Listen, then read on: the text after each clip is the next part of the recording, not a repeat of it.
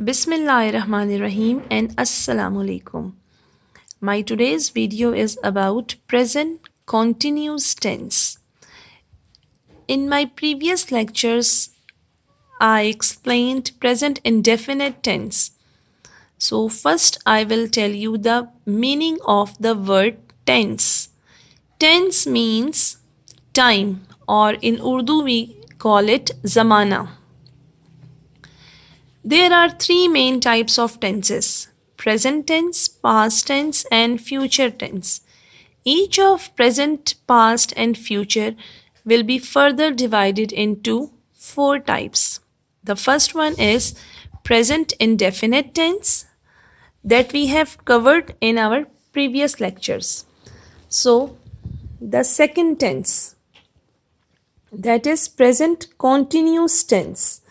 It is also known as present progressive tense. So first I will tell you the definition of present continuous tense. Present continuous tense is used to express a continued or ongoing action at present time. It expresses an action which is in progress at the time of speaking. Present continuous tense is also called present progressive tense.